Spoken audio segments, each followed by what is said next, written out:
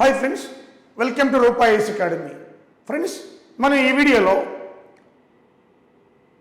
Important కేంద్ర ప్రభుత్వం యొక్క స్కీమ్స్ గురించి నేర్చుకుంటున్నాం. పాస్ట్ 2 years చాలా ఇంపార్టెంట్. ఇది అన్ని ఎగ్జామ్స్కి కూడా ఇంపార్టెంటే. సో లేటెస్ట్ స్కీమ్స్ అన్నమాట. కేంద్ర ప్రభుత్వం, సెంట్రల్ గవర్నమెంట్ లేటెస్ట్ స్కీమ్స్. మరి ఈ స్కీమ్స్లో ప్రధానమైనది ఏంటంటే జల్ జీవన్ మిషన్. జల్ జీవన్ మిషన్ అంటే ప్రతి ఇంటికి త్రాగునీరు, piped water, safe drinking water. ముఖ్యంగా రూరల్ విలేజెస్లో 17% పైప్డ్ డ్రింకింగ్ వాటర్ వెళుతుందట గవర్నమెంట్ ఆఫ్ ఇండియా రిపోర్ట్లో. అందుకని 2024 సంవత్సరానికి అందరికీ కూడా నల్ల కలెక్షన్, ట్యాప్ డ్రింకింగ్ అందరికీ అందాలన్నమాట. ఇది గోల్. ఇది ఎందుకంటే గోల్ నెంబర్ 6 సస్టైనబుల్ డెవలప్మెంట్ 2030కి అందరికీ సురక్షితమైన నీళ్ళు అందాలి ప్రపంచంలో. అయితే మనం ముందుగానే 2024కి పెట్టుకున్నాం target. So piped water supply to all rural house holds by 2024. ఇది దీని యొక్క ప్రధానమైన మనకి ఉద్దేశం అన్నమాట. మెయిన్ ఉద్దేశం ఇది. సో ఈ పైప్డ్ వాటర్ అట టిల్ 2024 ఇది సస్టైనబుల్ డెవలప్మెంట్ గోల్స్లో 6వ గోల్ అట. మొత్తం 17 గోల్స్ ఉంటాయి సస్టైనబుల్ డెవలప్మెంట్లో. ఆ 17 గోల్స్లో 17 గోల్స్లో 6th goal safe drinking water. ముఖ్యంగా గ్రామీణ ప్రాంతాలలో ఈ డ్రింకింగ్ వాటర్ వల్ల అనేక రకాల వ్యాధులు వస్తాయి కాబట్టి సేఫ్ డ్రింకింగ్ వాటర్ దానికోసం పెట్టారు. ఇది మనం చూస్తే ఇదే కాదు, integrated demand and supply side management and local levels. ఇది central, state, district, village level అన్నీ ఇంటిగ్రేట్ చేసుకుంటూ పెట్టిన ఒక ఇంటిగ్రేటెడ్ డిమాండ్ సప్లై ప్రోగ్రామ్ ఇది. అదేవిధంగా coverage with other central, state government schemes దీంట్లో కూడా కొన్ని మెర్జ్ చేశారు. Creation of local infrastructure, reuse of waste water in agriculture. అంటే ఇక్కడ చూడండి, ఇక్కడ రాశాను రీయూజ్, తిరిగి యూజ్ చేయడం. రీఛార్జ్ అంటే వాటర్ ఏవైతే మనకి ఇంకుడు గుంతలు కానీ ఏవైతే ఉన్నాయో, ఇంకుడు ఊరే ఊటబావులు అంటాం, అవి కూడా రీఛార్జ్. అలాగే grey water management, ground level water కూడా మనకి కాపాడుకోవాలా. రెయిన్ వాటర్ హార్వెస్టింగ్, అలాగే వాటర్ కన్సర్వేషన్, ఇవన్నీ కూడా దీంట్లో పాటుగా ఉంటాయన్నమాట. అయితే దీనికి 3,60,000 కోట్లు మనకి కేటాయించారు. దీంట్లో బాగానే డే జీరో అంటే రిఫర్స్. డే జీరో అంటే ఎక్కడైతే వాటర్ లేదో ఆ ప్రాంతం డే జీరో అంటాం అనమాట. ఇది కొత్త పదం అనమాట. Day zero refers to Jal Jeevan mission. ఎక్కడైతే పట్టణాల్లో లేదా ఎక్కడైతే ఏ ప్రాంతాలు అయితే వాటర్ లభించదో ఆ ప్రాంతాలను డే జీరో అంటాం. అది ఈ స్కీమ్ సెంట్రల్, స్టేట్ 50-50%, ఈశాన్య రాష్ట్రాల్లో అయితే 90-10%. 90% సెంట్రల్ గవర్నమెంట్, 10% మనకి ఆయా స్టేట్ గవర్నమెంట్ పెట్టుకుంటున్నాను. జనరల్గా అయితే 50-50%. జల్ జీవన్ మిషన్ ఇది సెంట్రల్, స్టేట్, డిస్ట్రిక్ట్, విలేజ్ లెవెల్లో ఇది ప్రోగ్రామ్ ఎగ్జిక్యూట్ అవుతుంది. ఇదంతా కూడా ఫస్ట్ రూరల్లో పెట్టారు, తర్వాత అర్బన్కి వచ్చారనమాట. చూద్దాం అది కూడా. It is based on community approach. Community approach ఈ plan based on community approach. 55 LPCD అంటే WHO ప్రకారం, world health organisation minimum 25 LPCD. LPCD అంటే WHO ప్రకారం 25 LPCD అట మినిమం ఒక వ్యక్తికి కావాలి. లీటర్ పర్ క్యాపిటా డైలీ, ఒక రోజుకి 25 లీటర్లు కావాలి మినిమం, కనీసం అనమాట WHO ప్రకారం. అయితే ఇక్కడ దీని ద్వారా 55 LPCD అందించాలన్నది ప్రభుత్వ లక్ష్యం టిల్ 2024 ఫస్ట్ రూరల్ ఏరియాస్. అయితే ఈ మధ్య మొన్న ఏం చేశారు, 2021-22 బడ్జెట్లో last year Jal Jeevan mission అర్బన్లో కూడా ఇంట్రడ్యూస్ చేశారు. ఈ అర్బన్లో మనకి 4,378 టౌన్స్, 4,378 టౌన్స్లో ఈ జల్ జీవన్ అర్బన్. అలాగే universal coverage water. So 500 urban సిటీస్లో దీన్ని ప్రయోగిస్తున్నారు. 2,87,000 కోట్లు కేటాయించారు దీనికి. 2,87,000 crores, 2,87,000 crores అనమాట. ఇది అర్బన్కి సంబంధించింది జల్ జీవన్ అర్బన్. అంతకుముందుది రూరల్, ఇది అర్బన్ లేటెస్ట్ అనమాట. ఓకే, మరి అర్బన్లో చూస్తే ఇక్కడ rejuvenation of urban bodies, sustainable fresh water supply, green space, span city, అలాగే మనకి సర్క్యులర్ ఎకానమీ, ఇవన్నీ కూడా న్యూస్లోకి వచ్చాయి. దీనివల్ల అర్బన్ అంటే వాటర్ బ్యాలెన్స్ని, వాటర్ ప్లానింగ్ని, వాటర్ షెడ్ మేనేజ్మెంట్ని ఫాలో అవడాన్ని మనం స్పాన్ సిటీ, సర్క్యులర్ ఎకానమీగా మనం చెప్తూ ఉంటాం. రెండు ఆల్మోస్ట్ అలా ఒకటే అనమాట. Okay, so span city, circular economy, green space, sustainable fresh water supply, rejuvenation of urban bodies, ఇవన్నీ దేంట్లో పాటుగా ఉంటాయంటే ముఖ్యంగా మనకి ఈ జల్ జీవన్ మిషన్ అర్బన్ అనే ప్రోగ్రాంలో పాటుగా ఉంటాయి. ఓకే ఫ్రెండ్స్, అదేవిధంగా మనకి ఈ పదాలని కూడా మీనింగ్ చాలా important. Urban water management, urban planning policies and డిజైన్స్ని స్పాన్ సిటీ అంటాం. సర్క్యులర్ ఎకానమీ అంటే ఇది కూడా అంతే, వాటర్ మేనేజ్మెంట్ వస్తుంది. సో ఇది అదర్ ఎకానమీ టర్మ్లో కూడా వాడతారు. మనం వాటర్ మేనేజ్మెంట్లోనే తీసుకుంటున్నాం ఇదంతా కూడా. గ్రీన్ స్పేస్ కానీ అంటే చెట్లు పెంచడం సిటీస్లో, అర్బన్ ఫారెస్ట్ అంటాం మనం. ఇవన్నీ కూడా వీటి కిందకి వస్తుంది. జల్ జీవన్ మిషన్లో ఇవన్నీ అర్బన్లో ఇవన్నీ పాటిస్తాయి అన్నమాట. ఓకే, సో అదేవిధంగా మనం చూస్తే చూడండి ఇక్కడ మిషన్ శక్తి, ఇది ఉమెన్ ఎంపవర్మెంట్ గురించి సంబంధించింది. మిషన్ శక్తి అంటే అది యాంటీ శాటిలైట్స్, ఇది కూడా డిఆర్డిఓ వాళ్ళు కనిపెట్టారు, అది కూడా వస్తుంది, అది వేరే సంగతి. Science and technology. ఇది మిషన్ శక్తి అంటే empowering women's economic and financial health.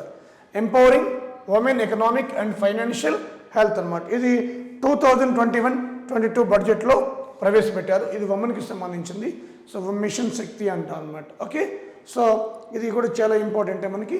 మరి ఈ మిషన్ శక్తిలో కొన్ని ప్రోగ్రామ్స్ మిళితం చేస్తారు, రెండు కొత్తవి ఏర్పాటు చేస్తారు. ఏంటంటే అవి ఇక్కడ సంబాల్, అలాగే మనకి సమర్థ్య, సంబాల్ సమర్థ్య. ఈ మిషన్ శక్తిలో భాగంగా అంతకుముందు ఉన్న కొన్ని స్త్రీ పథకాలు ఏవైతే ఉమెన్ పథకాలన్నీ కూడా దీంతో మిళితం చేశారు. ముఖ్యంగా స్వధార్, అలాగే ఉజ్వల హోమ్, మనకి అలాగే widow houses, women help line, women police volunteers, ఇవన్నీ కూడా కలిసి ఇప్పుడు మనకి సంబాల్ అనే పథకం కింద తీసుకొచ్చారనమాట. సంబాల్ అనే పథకం కింద తీసుకురావడం జరిగిందనమాట.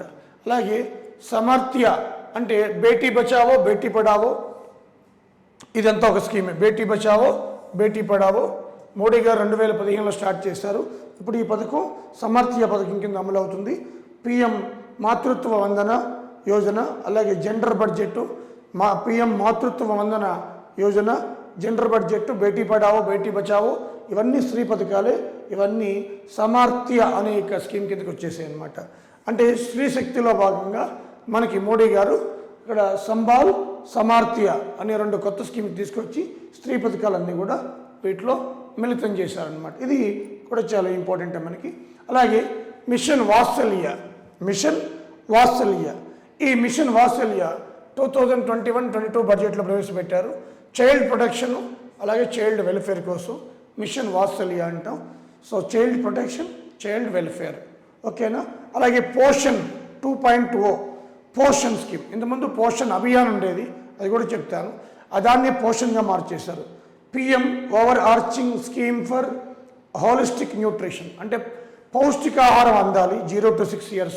అలాగే child, pregnant women, lactating women, పాలిచ్చే తల్లులకు కూడా మనకి ఏ లోపం లేకుండా, ఐరన్తో సహా ఐరన్ లోపం లేకుండా, పోషకాహార లోపం లేకుండా అందరూ ఆరోగ్యంగా ఉండాలి. ఇది కూడా 21-22 బడ్జెట్లోనే ప్రవేశపెట్టారు.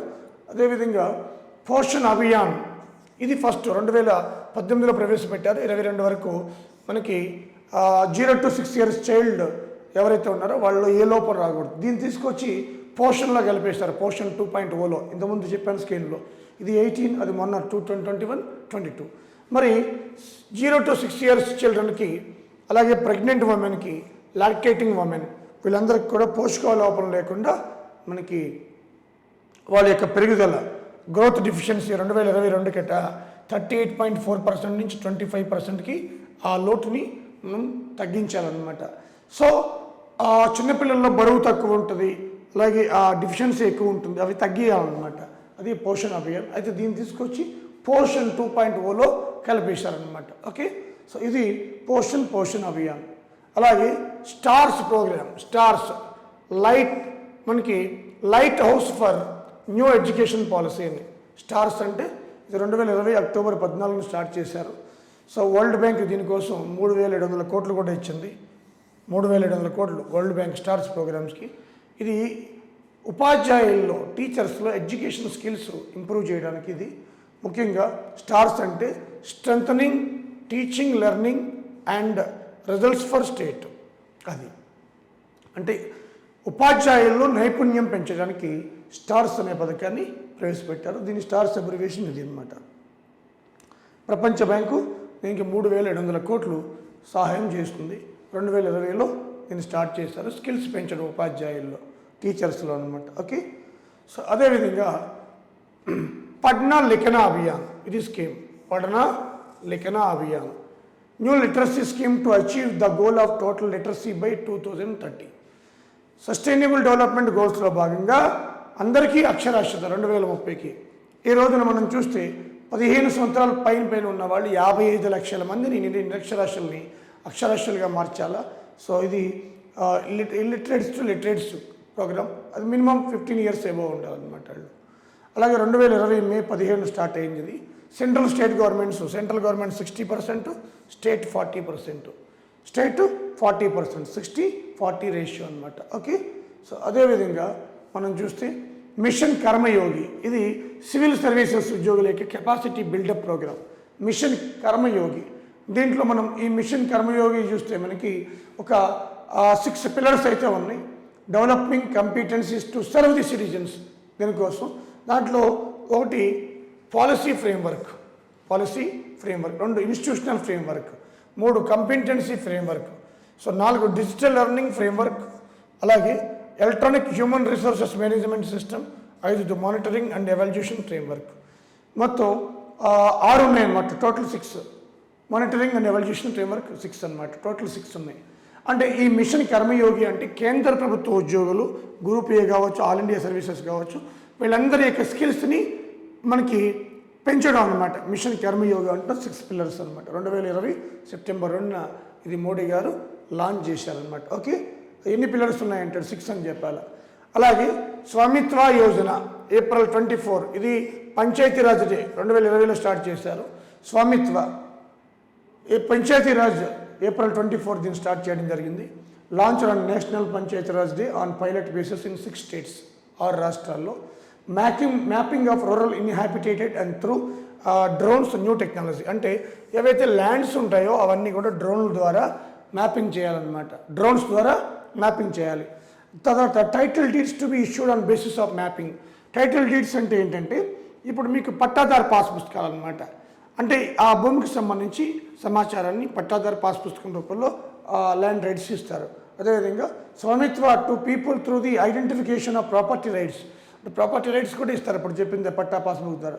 Setting property disputes in rural India, అంటే గ్రామీణ ప్రాంతాల్లో రూరల్ డిస్ప్యూట్స్ లేకుండా, ల్యాండ్ భూ తగాదాలు లేకుండా ఇది ఎంతో ఉపయోగపడుతుందట. Streamline revenue collection and planning, దీనివల్ల ఏంటంటే ఆదాయం పెరుగుతుంది, ప్లానింగ్ ప్రకారం గ్రామాలు కూడా ఉంటాయన్నమాట. ఇది మనకి స్వామిత్వ యోజన. సో 2020 ఏప్రిల్ 24 పంచాయతీరాజ్ దినోత్సవం రోజున నేను స్టార్ట్ చేస్తారనమాట. Okay, mapping of rural areas. అలాగే Modi government strengthening the education for all pan India అని చెప్పి ఒక ప్రోగ్రామ్ స్టార్ట్ చేసింది. దాన్ని సమగ్ర శిక్ష అభియాన్ అంటాం, SSA, సమగ్ర శిక్ష అభియాన్. ఈ సమగ్ర శిక్ష అభియాన్ 2018-19 బడ్జెట్లో ప్రవేశపెట్టారు. సమగ్ర శిక్ష అభియాన్. సో అంతకుముందు 3 స్కీమ్స్ ఉండేవి అనమాట, అవన్నీ దీంట్లో కలిపేశారు. సర్వశిక్ష అభియాన్ 2001లో పెట్టారు ఇది. అది ఇప్పుడు అది కూడా SSA అని, కానీ ఈ సర్వశిక్ష అభియాన్ ఇది మనకి సమగ్ర శిక్ష అభియాన్, ఇది SSA అని. సో ప్రజెంట్ SSA అంటే సమగ్ర శిక్ష అభియాన్, ఇక్కడ SSA అంటే సర్వశిక్ష అభియాన్, ఇది 2001. అలాగే మాధ్యమిక శిక్ష అభియాన్ 2009. సో టీచింగ్ ఎడ్యుకేషన్ ఇది 3వ స్కీమ్. ఈ 3 కలిపేసి ఇప్పుడు ఈ SSA కింద చేర్చారు, సమగ్ర శిక్ష అభియాన్ కింద. సర్వశిక్ష అభియాని సమగ్ర శిక్ష అభియాన్గా మారిపోయింది 2018-19 బడ్జెట్ నుంచి. దీనికి రీసెంట్గా క్యాబినెట్ అప్రూవ్ తెలిపింది. 2021 నుంచి 2026 వరకు మనకి ఈ విద్యను స్ట్రెంథన్ చేయడానికి భారతదేశంలో Modi government strengthening the education for all pan India. Pan India అంటే మన ఇండియా అంతా, యూటీస్ స్టేట్స్ అన్ని కలిపి. సో ఈ స్కీమ్ని తీసుకొచ్చారు. ఇది టోటల్ ఫైనాన్షియల్ అవుట్లే 2,94,283.04 కోట్లు. సెంట్రల్ స్టేట్ 1,85,398.36 32 కోట్లు, స్టేట్ షేర్ 1,08,884.72 కోట్లు. సో ఇది అదేవిధంగా ఈ స్కీమ్ అట టోటల్ 1.16 మిలియన్ పీపుల్ కవర్ చేస్తుందా, మిలియన్ స్కూల్స్ కవర్ చేస్తుందట, 156 మిలియన్ స్టూడెంట్స్ కవర్ చేస్తుందట. 1.16 million schools, 156 million students and 5.7 million టీచర్స్ని కవర్ చేస్తుందట. ఇది అంత పెద్ద ప్రోగ్రాం. సర్వశిక్ష మనకి సమగ్ర శిక్ష అభియాన్, సర్వశిక్ష అభియాన్నే సమగ్ర శిక్ష అభియాన్లో కలిసిపోయిందనమాట. ఓకే, ఈ 3 పథకాలు కూడా ఇప్పుడు ఎస్ఎస్సిలో కలిసి, ఎస్ఎస్సి అంటే సమగ్ర శిక్ష, అంతకుముందు ఎస్ఎస్సి అంటే సర్వశిక్ష. 2001, 2018, 19 బడ్జెట్ అనమాట. ఓకే, సో ఇది ముఖ్యంగా మనకి. అలాగే PM Kisan Maan Dhan Yojana, prime minister Kisan అంటే రైతులు, ఏ pension scheme for small and marginal farmers. ఇది చాలా important. Small and marginal farmers వీళ్ళే మన ఇండియాలో 86% ఉన్నారు. స్మాల్ ఫార్మర్స్ అంటే ఏంటి? 1 హెక్టార్ బిలో ల్యాండ్ ఉంటే. మార్జినల్ ఫార్మర్స్ అంటే 1 హెక్టార్ బిలో. స్మాల్ అంటే 2 హెక్టార్ బిలో అనమాట. 2 హెక్టార్స్ అంటే 5 ఎకరాల లోపు. అంటే వీళ్ళిద్దరూ 5 ఎకరాల లోపు వచ్చేస్తారు. స్మాల్ 2 హెక్టార్ లోపు, మార్జినల్ 1 హెక్టార్ లోపు అనమాట. 86% ఉన్నారు వాళ్ళే. వాళ్ళకి పెన్షన్ స్కీమ్ అనమాట. ఓకే, సో దాంట్లో మినిమం పెన్షన్ 60 సంవత్సరాలు దాటిన తర్వాత 3,000 రూపాయలు వస్తుంది. 3,000 రూపాయల పెన్షన్ ఆఫ్టర్ 60 ఇయర్స్. దీనికి ఎలిజిబిలిటీ 18 to 40 ఇయర్స్. ఆ రైతుకి 18 సంవత్సరాలు నిండు ఉండాలి, 40 ఇయర్స్ లోపు ఉండాలన్నమాట. ఓకేనా? ఈ సెంట్రల్ గవర్నమెంట్ షేర్ 50% ప్రీమియం పెడుతుంది, మిగతావి స్టేట్ గవర్నమెంట్స్ భరించాలి. ఎల్ఐసికి అటాచ్ చేశారు దీన్ని. సో ఇది ప్రధానమంత్రి అంటే పిఎం కిసాన్ మాన్ ధన్ యోజన. ఓకేనా? 3,000 రూపాయల పెన్షన్ ఇస్తారనమాట. అలాగే తర్వాత ప్రధానమంత్రి శ్రమ్ యోగి మాన్ ధన్. ఓన్లీ మాన్ ధన్ వేరు, శ్రమయోగి మాన్ ధన్.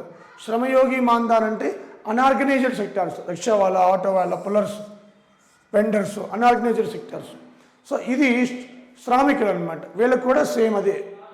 ఇది 2019 నుంచి స్టార్ట్ అయింది. ఇది కూడా సేమ్ 18 to 40 ఇయర్స్, 3,000 పెన్షన్ ఇస్తారు. కానీ income less than per month 15,000 ఉండాలి. ఇది కండిషన్ పెట్టారు దీనికి. ఇన్కమ్ 15,000 లోపు ఉండాలా. సో 18 to 40 ఇయర్సే ఉండాలా. ఇది కూడా ఎల్ఐసి స్పాన్సర్ చేస్తుంది. సో ఇదే విధంగా ఇక్కడ 3,000 ఇస్తారు 60 సంవత్సరాల తర్వాత. సేమ్ అక్కడలాగే ఇక్కడ 3,000. బట్ ఎటొచ్చి ఏంటంటే రైతులకి సంబంధించి ఇన్కమ్ లిమిట్ పెట్టలేదు, ఇక్కడ లిమిట్ పెట్టారు, 15,000 లిమిట్ పెట్టారనమాట. ఓకేనా? సో ఇది శ్రమయోగి మాన్ ధన్. సో అదేవిధంగా ఇవన్నీ కూడా ఇప్పుడు చెప్పుకున్నవన్నీ కూడా మన లేటెస్ట్ స్కీమ్స్ అనమాట. Okay friends.